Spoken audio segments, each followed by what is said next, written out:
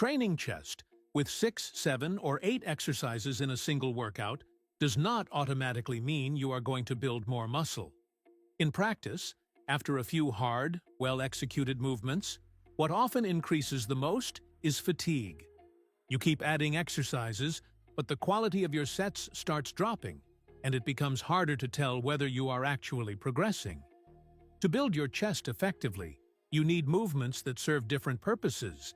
One heavier exercise at the beginning while you are fresh, one highly stable press that lets you keep producing force as fatigue builds, and finally an adduction movement that allows you to train the chest in a more isolated and controlled way. That is exactly what these 3 exercises do.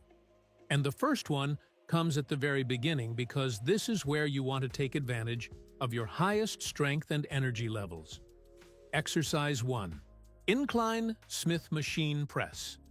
The Incline Smith Machine Press comes first because it combines 2 things that are extremely useful for chest training. You can handle a solid amount of load while spending far less energy stabilizing the bar. Because the bar travels along a fixed path, you can focus more on driving through the chest and progressively improving your performance over time. That makes it especially useful at the start of the workout, when you are fresh and capable of producing your strongest sets. Bench angle matters here. The steeper you make the incline, the more your front delts tend to contribute.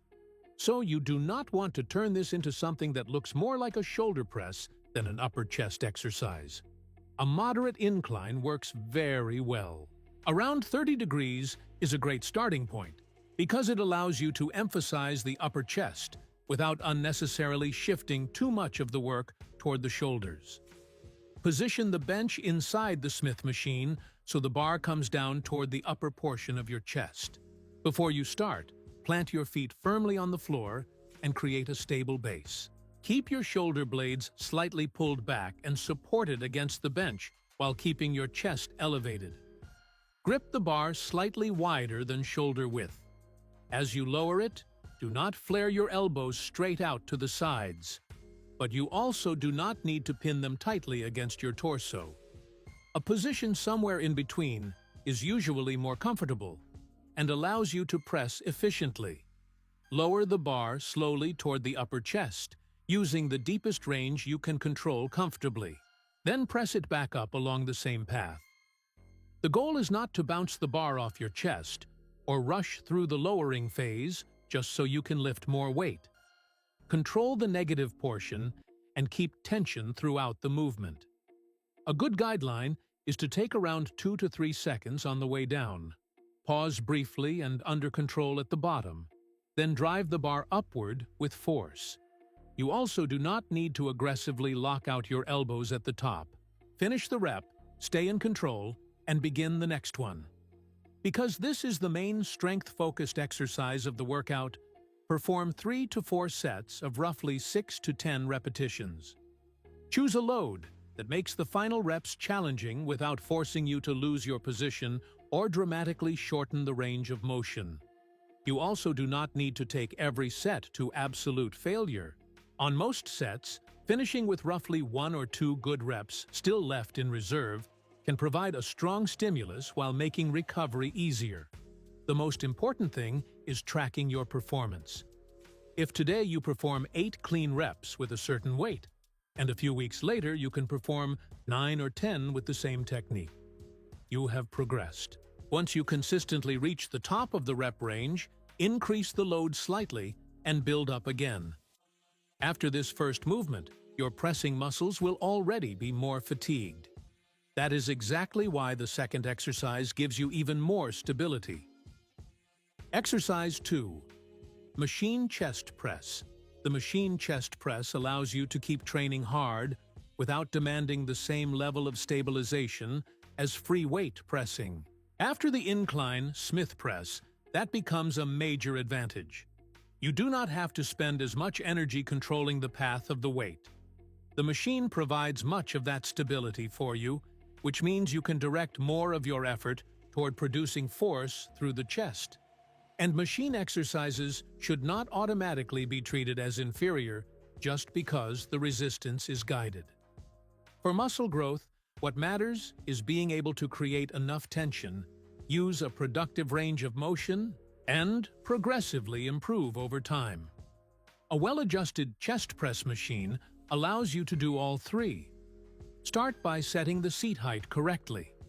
When you grab the handles, they should sit around the middle of your chest. If they are too high, the movement can start turning into more of a shoulder press. If they are too low, the setup can also become uncomfortable. Keep your back firmly against the pad. Plant your feet on the floor and stabilize your torso. From there, press the handles forward without allowing your shoulders to roll forward just to gain a few extra inches. As you approach the end of the rep, contract the chest and hold that position briefly. Then return slowly. The lowering phase is an important part of the exercise. Do not simply let the weight pull you back into the machine.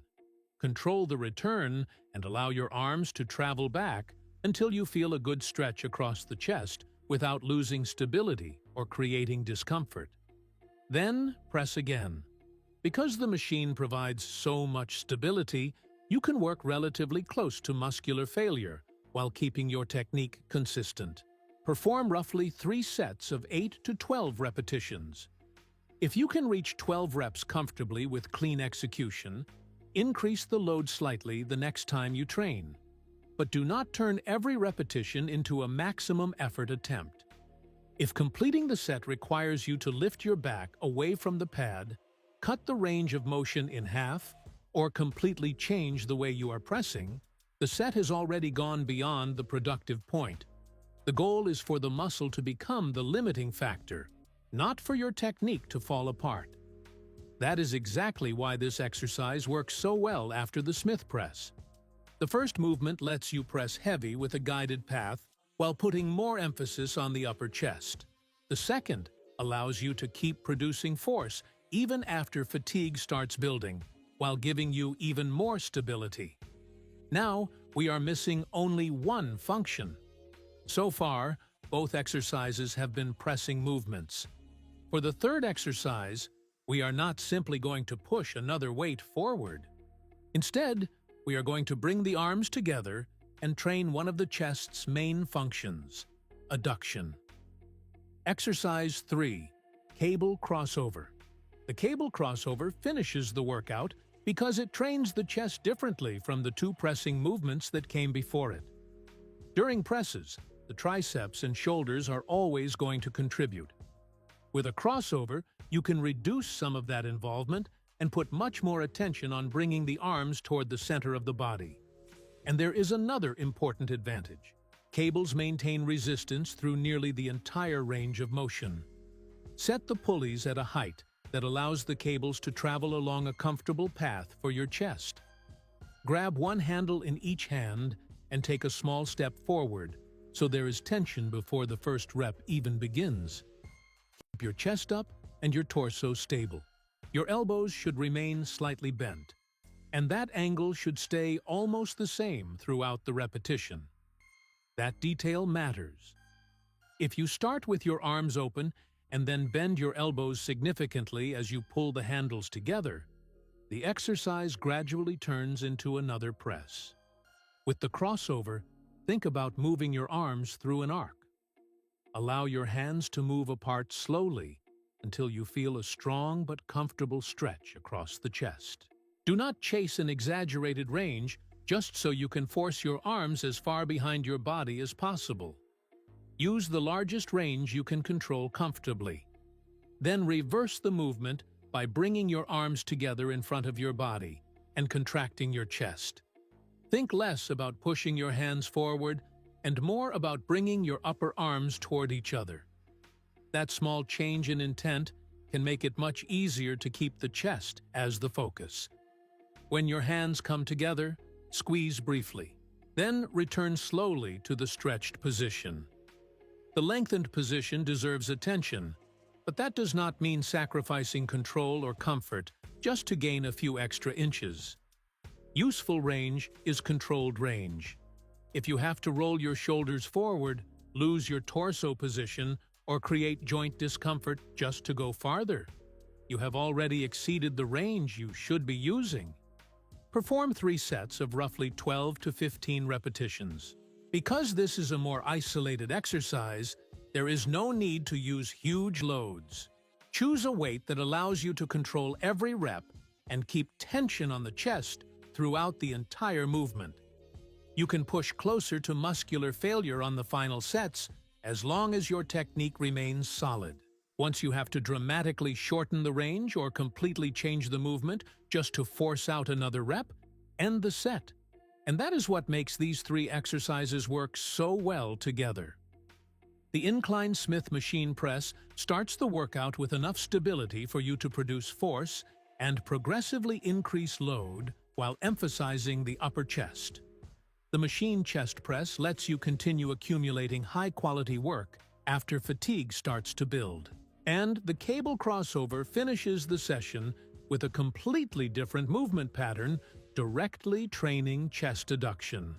You do not need to turn chest day into an exercise marathon.